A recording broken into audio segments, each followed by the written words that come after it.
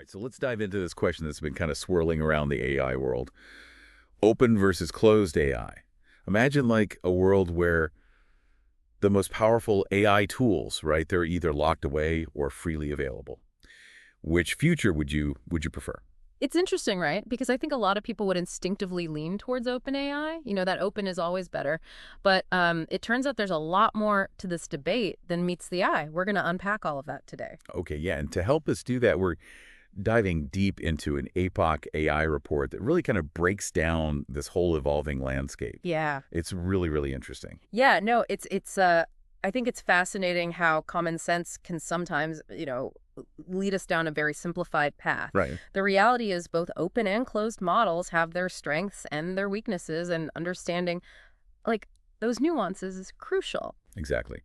And we've got this fantastic piece from Time Magazine that kind of helps connect this whole debate to real-world scenarios and policy challenges. Mm, We're basically going on this quest to figure out if OpenAI is the utopia some imagine, or if it comes with its own set of risks. totally. To start, I think we need to clarify what we actually mean by open and closed. It's not as simple as like a light switch, on or off. Right. It's more like a dimmer switch with this whole spectrum of openness. Okay, yeah, that's a really good analogy. You got models, with open weights, which means anyone can download them and use them. Then there's training code, data, and licenses to consider. Right. And here's where things start to get a little interesting. The Epoch AI report pointed out that a lot of models claiming to be open don't actually meet that strict definition set by the Open Source Initiative. Right. According to them, true open source requires sharing not just the weights, but also the training code and a detailed description of the training data. Yeah, and that's a crucial point because it really highlights the importance of examining the claims being made about openness. The Open Source Initiative argues that each of those elements, the weights, the code, and the data, are essential for genuine transparency and reproducibility. Yeah, so I'm starting to see how this gets complicated pretty quickly. Right. So how did Epoch AI go about, like, comparing these open and closed models? Mhm. How do we even measure how good they are? So what Epoch did, they dove into a massive pool of models released since 2018, right? And categorized them based on their level of openness and then analyzed their capabilities. Okay. They used benchmarks, which are essentially standardized tests for AI, Okay. to gauge their performance in areas like reasoning, math, and general knowledge. Okay, so it's like we're comparing students' scores on, like, standardized tests. Exactly. What did they discover? Are open and closed models neck and neck, or? Well, not exactly. Yeah. What they found was a consistent lag between the performance of open and closed models. The top open large language models, we call those LLMs, lagged behind the leading closed models by anywhere from 5 to 22 months. Wow, almost 2 years in some cases. That's a pretty significant gap. Did they offer any insight into why this might be the case? Yeah, a few factors seem to be at play. One is the sheer amount of resources being poured into closed model development by companies like OpenAI. These companies have raised billions of dollars in funding, allowing them to assemble massive teams of top researchers and invest in, cutting-edge computing infrastructure. So it's a bit of a David versus Goliath situation. Yeah. Smaller, independent developers working on open models are going up against these tech giants with, like, almost limitless resources. That's one way to look at it. Yeah. But it's not just about the money, Right. right? Closed model developers also benefit from this tighter feedback loop between their research teams and the engineers who are deploying these models at scale. This allows them to iterate and improve their models much faster. Yeah, that makes sense. It's like having a direct line between the people building a car and the people driving it every day. Exactly. You're going to get a much better product. Exactly. And this faster iteration cycle has allowed closed model developers to push the boundaries of AI capabilities at a pace that's been difficult for the open source community to keep up with. Okay, so it sounds like closed models have this significant lead right now. Yeah. But the Epoch AI report also mentioned something about this gap potentially shrinking, right? Okay. What's the story there? Yeah, that's right. And this is a development that has a lot of people very excited, Okay. right? The report highlighted that the performance gap seems to be shorter for models developed more recently. Okay, so there's like a glimmer of hope for open models. Tell me more about what might be driving this shift. Well, one theory is that the open source community is becoming more organized and strategic in its approach to AI development.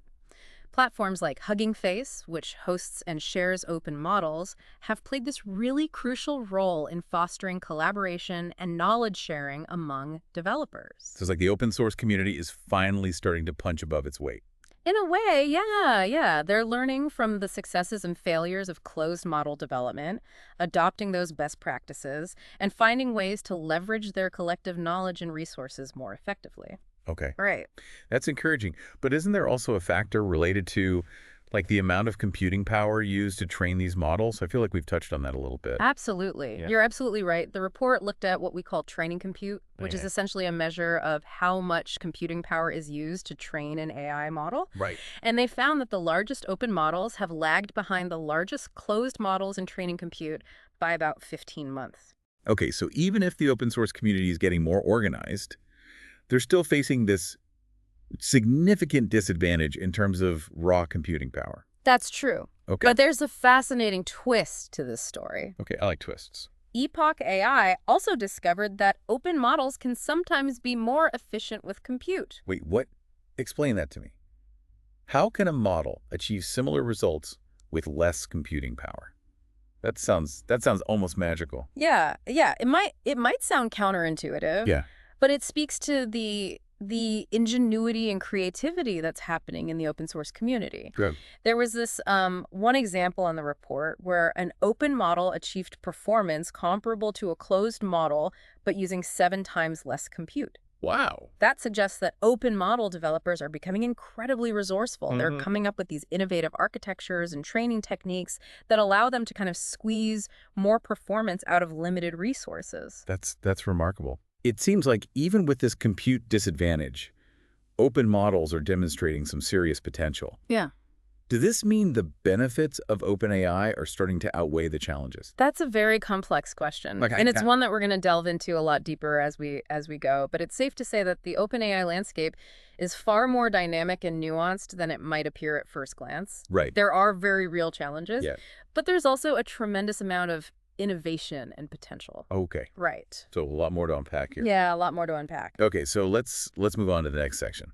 Welcome back to our deep dive into open versus closed AI. We've been exploring these fascinating findings from the Epoch AI report, and it's clear that this whole open AI landscape is far more complex than it might seem. Yeah. It's not just this simple binary of open versus closed.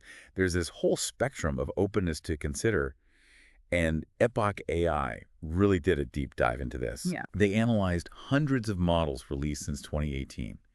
They looked at the accessibility of things like model weights, training code, and even training data. Yeah, they really went deep, right? Yeah, they did. They're really trying to understand the nuances. And they discovered that the majority of notable AI models between 2019 and 2023 were actually open. That was a bit of a surprise to me. Yeah. I would have thought with all the hype around companies like OpenAI and their closed models that OpenAI would be lagging behind.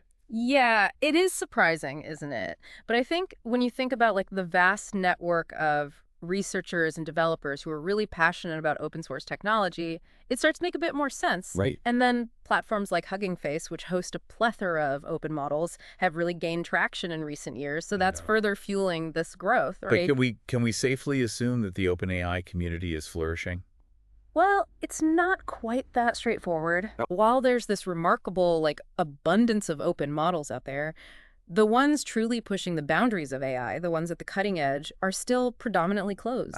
So it's almost like a two-tiered system. Correct. We've got this vibrant open source community making these incredible strides, but the most powerful models are still being developed behind closed doors. Yeah, that's a great way to put it. Yeah. And the numbers from Epoch AI support this observation.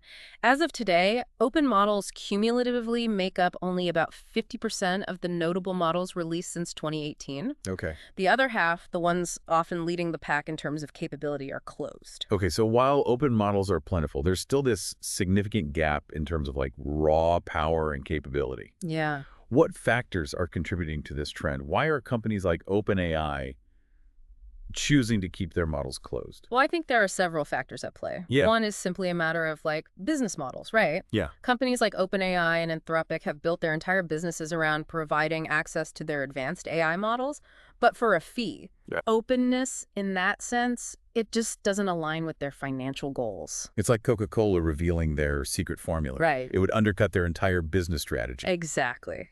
But what about companies like Meta who are advocating for OpenAI? What's their rationale? Yeah, Meta's approach is really intriguing because they're kind of playing a different game. Okay. They believe that cultivating this thriving open source ecosystem around their AI models, like Llama, will ultimately benefit their other products and services in the long run. Okay, so it's less about generating direct profits from the AI models themselves, but more about creating this ripple effect that benefits their broader business ecosystem. Precisely, precisely. They're aiming to foster this collaborative environment where innovations in the open source community can, in turn, enhance their own offerings. Okay.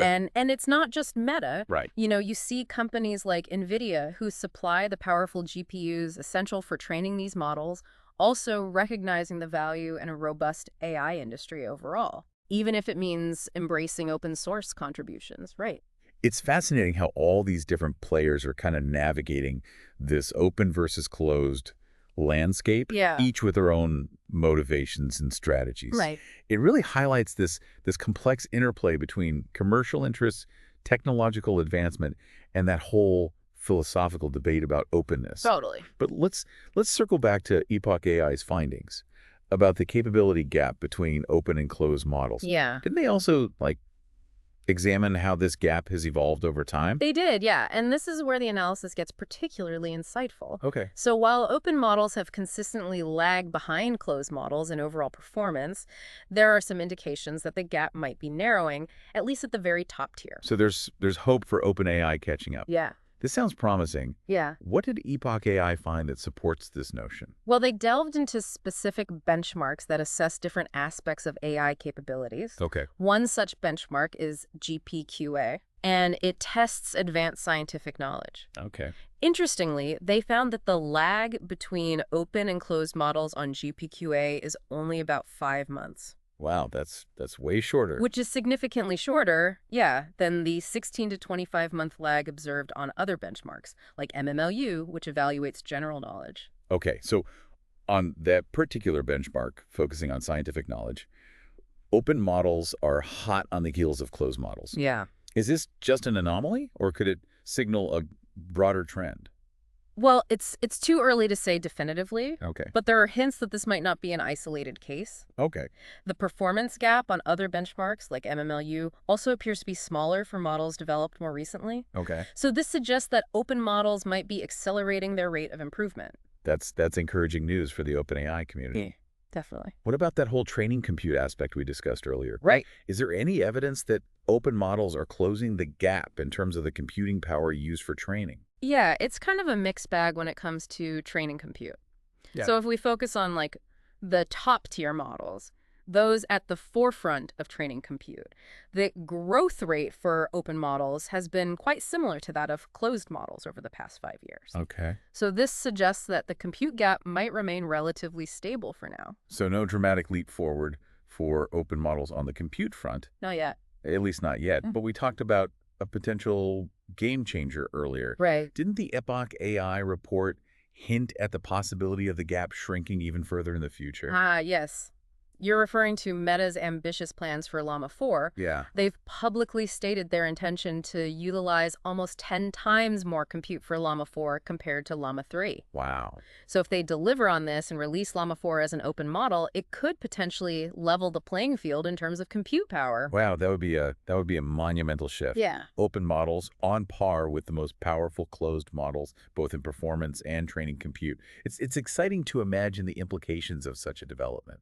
Yeah, it's certainly a very tantalizing prospect, right? And Yeah. and it speaks to that potential for OpenAI to really disrupt the status quo. Yeah. However, it's essential to remember that this is still, speculative. Right. Meta hasn't officially confirmed that Llama 4 will be open, and even if it is, the developers of those closed models, they're not standing still. Right. They're constantly pushing the boundaries as well. It's an ongoing race, and the future of open versus closed AI hinges on factors beyond just compute power. Okay, so this brings up a really crucial question.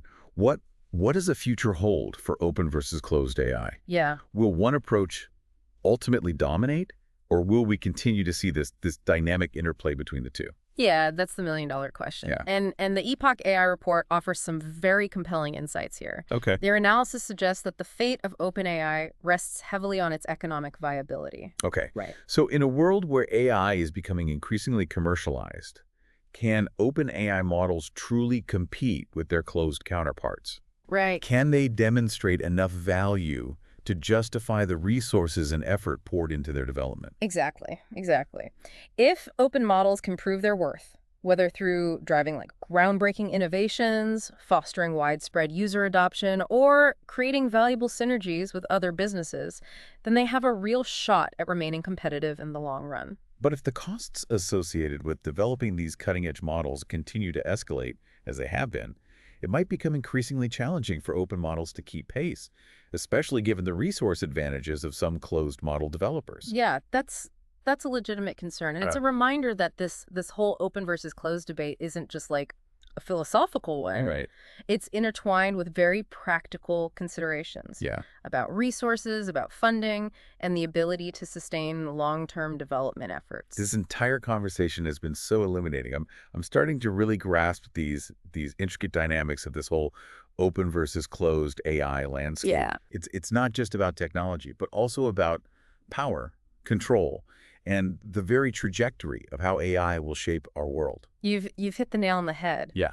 As we venture further into this AI-powered future, Yeah. it's crucial to engage in these very nuanced conversations, right? To really carefully weigh the potential benefits and risks of each approach and strive to create a future where AI genuinely serves humanity. Well said. Now let's shift our focus to another intriguing aspect of the open versus closed debate, Mm-hmm. the accessibility of training code. Okay. The Epoch AI report uncovered some interesting trends in this area as well. They did, and this aspect is really closely intertwined with those trends we've been discussing regarding model weights. Right. Remember, open training code means that the very code used to train the AI model is publicly available. Right. This allows anyone to examine it, to modify it, and potentially even replicate the entire training process. And similar to model weights, there's a whole spectrum of openness when it comes to training code. Some models boast fully open source code, while others impose restrictions or keep their code entirely under wraps. Precisely. Precisely. And what Epoch AI observed is that open weights and open training code tend to go hand in hand. Yeah. Most models with closed weights also have closed training code, Right. and vice versa. Yeah. That seems pretty logical. Makes sense. If a company or organization is determined to keep the model itself secret, they'd likely do the same with the code that created it. Exactly. Here's where it gets interesting. Ah. This wasn't always the norm. Right. Back in 2018 and 2019, open training code was actually more prevalent than open weights. Interesting. Yeah, so the trend is actually reversed. What could explain this shift? Well, Epoch AI suggests that the emergence of commercial open weight models might be a contributing factor. Okay. So companies like Meta, while willing to share their model weights, might be more hesitant to reveal their proprietary training methods, which they consider a valuable asset. Okay, so it's a strategic move to kind of safeguard their competitive edge. Exactly. They can still benefit from the innovations emerging in the open source community while still protecting their own unique approach to training. Right, exactly. Exactly. It's this delicate balancing act. And this trend seems particularly pronounced among, models developed by industry players as opposed to those coming out of academia. Right, that makes sense. Yeah. Academic researchers are often driven by, the pursuit of knowledge and the advancement of their field as a whole. Right. Whereas companies tend to prioritize, protecting their intellectual property and maintaining a competitive advantage in the marketplace. Exactly. Yeah, you've grasped the distinction perfectly. Yeah. It's a fascinating illustration of how the underlying motivations behind AI development, whether driven by scientific curiosity, commercial ambitions, or a blend of both, can really directly influence the degree of openness surrounding the technology. It's a reminder that this debate about open versus closed AI isn't just this abstract philosophical discussion. It has these tangible consequences for how AI is developed, shared, and ultimately applied in the real world. Absolutely, absolutely. And as we navigate this increasingly AI-driven world, it's crucial to consider these multifaceted aspects Yeah. and strive to find a balance that encourages innovation while also mitigating the potential risks. Totally. Well said. Before we wrap up our exploration of the Epoch AI report, let's touch upon one final but equally crucial element of AI development: the training data itself. Oh. This is arguably the most challenging aspect of this whole open versus closed debate, and one where the lines become even more blurred. Yeah, for sure. From what I understand, encountering truly open training data is quite rare, especially when dealing with those like cutting-edge state-of-the-art models. You're absolutely correct. Even among models that embrace open weights and code, the training data itself is often treated as like this closely guarded secret. And this is particularly true for large language models, which require these massive data sets of text and code to attain their impressive capabilities. So even if you have access to the model's architecture and the code used to train it, you might remain completely in the dark about the specific information it was fed during its developmental phase. Exactly. It highlights the fact that the openness of an AI model extends beyond just the technical components themselves. Right. It also encompasses the data that shapes its very core and influences its behavior. Yeah, you've hit the nail on the head. And as we grapple with the complexities of like governing AI and ensuring its responsible development, transparency and accountability around training data are just as critical as addressing the open versus closed debate itself. This deep dive into the Epoch AI report has been incredibly eye-opening. Mhm. It's clear that the landscape of open and closed AI is far more intricate and nuanced than it might initially appear. I wholeheartedly agree. And as AI continues its rapid evolution, it's more crucial than ever that we engage in these thoughtful discussions, that we delve into the subtleties of this technology, and that we really collaboratively shape a future where AI truly benefits all of humanity. Well said. Now, in our final segment, we're going to kind of step back from all these intricate technical details and really explore the broader societal and ethical implications of open versus closed AI. Okay, What are the potential risks and rewards associated with each approach? right? And how can we ensure that AI is developed and deployed responsibly, regardless of whether it's open or closed? Yeah, those are questions that deserve our undivided attention, and we'll be tackling them head on after a short break. Stay tuned. Welcome back to our final segment on open versus closed AI. We've explored those technical intricacies of open versus closed models, Mhm. the capabilities, the benchmarks, the compute gap, and so much more. Yeah, it's been a whirlwind of information. Yeah. But it's given us this much clearer understanding of this complex landscape. Now we're going to zoom out even further Okay. and consider these broader implications of open versus closed AI. Yeah, this is where we kind of move beyond the technical details Right. and really grapple with the societal and ethical considerations, which are just as crucial, if not more so. Exactly. And we've hinted at some of those risks and rewards associated with each approach, but let's unpack those a bit further. Starting with OpenAI, what are some of the concerns that have been raised? So, as we discussed, the inherent openness of these models, while it's very empowering, Right. it also introduces certain vulnerabilities. Yeah. When anyone can access, modify, and redistribute these powerful AI tools, it becomes exponentially more difficult to control how they're used. Right. That's a point that Ethan Mollick really drove home in his article, The Present Future. He argued that AI's impact on society is going to be like significant, regardless of whether we achieve some hypothetical superintelligence or not. You know, the choices we make now about how we develop and deploy these existing AI capabilities, they're going to shape the future in really profound ways. Absolutely. I totally agree with him there. The decisions we make today, they set precedents for tomorrow. Yeah. And that's really where that ethical dimension becomes just paramount.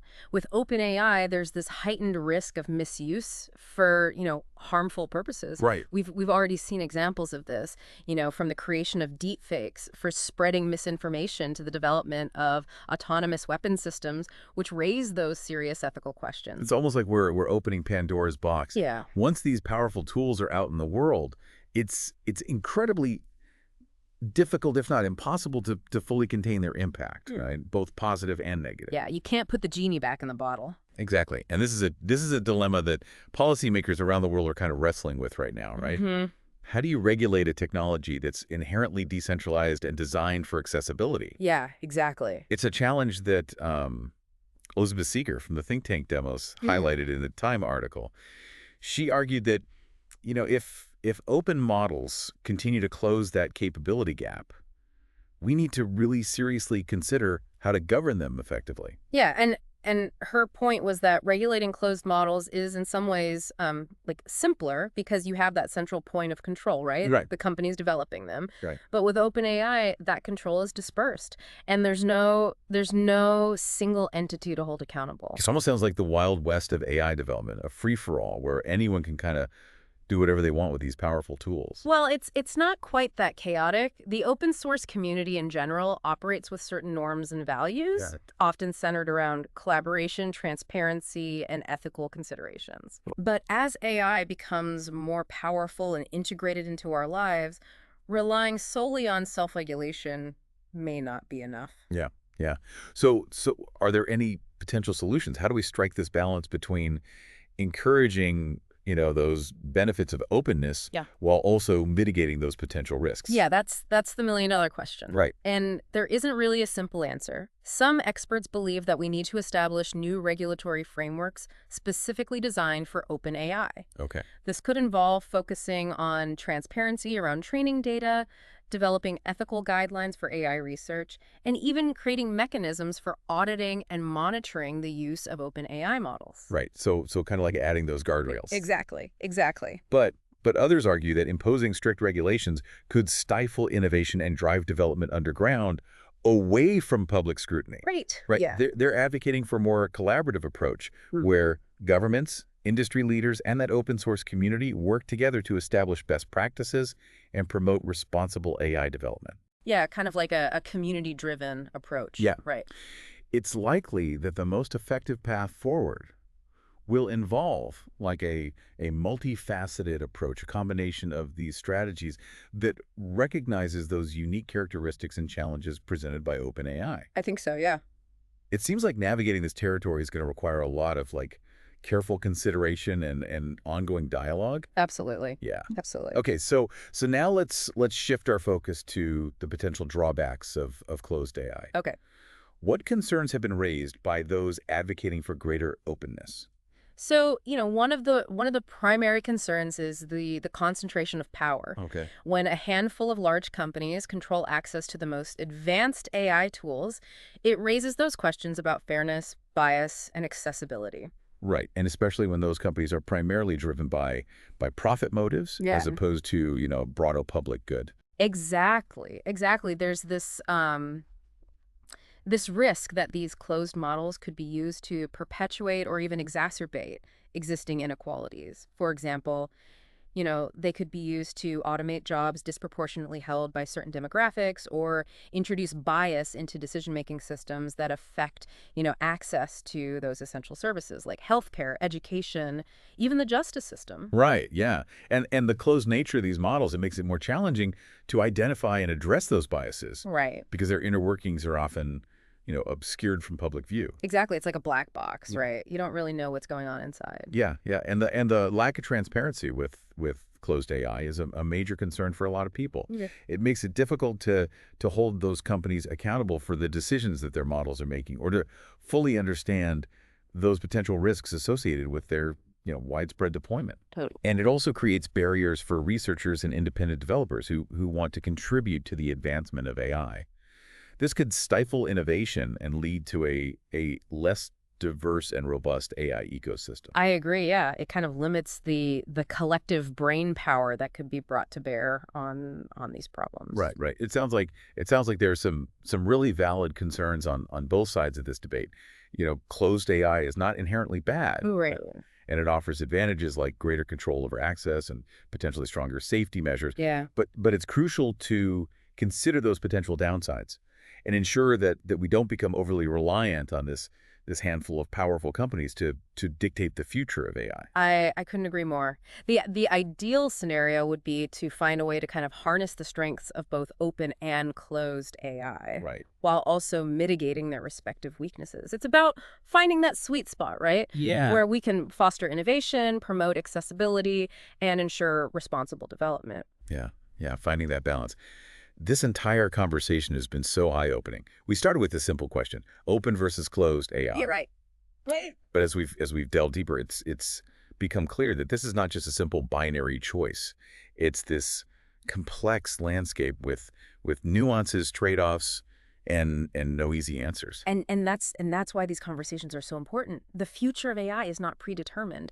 It's being shaped right now by the choices we make, by the discussions we have, and by the actions we take. And that's why we do this show, Yeah. to explore these complex issues, to present those different perspectives, and to really empower you, our listeners, to be informed and engaged participants in this really critical conversation. Totally. Yeah. We want to equip everyone with the knowledge to make informed decisions about the future of AI. Exactly. Whether you're, a technologist, a policymaker, a student, or simply someone curious about the future, Mm-hmm. we all have this stake in shaping this AI landscape. Mm. And by working together, we can create this future where AI really serves as this force for good, amplifying human potential and creating a more just and equitable world for all. Couldn't have said it better myself.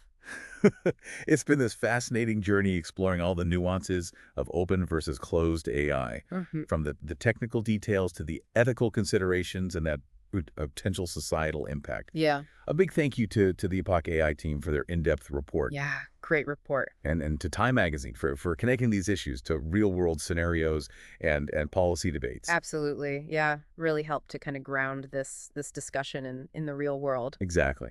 Exactly. And remember, this isn't the end of the conversation. It's just the beginning. Keep exploring these issues, share your thoughts and insights, and be active participants in shaping the future of AI. Yeah, we need everyone at the table for this one. It's exactly. Thank you for joining us on this deep dive. Until next time, stay curious, stay engaged, and stay informed.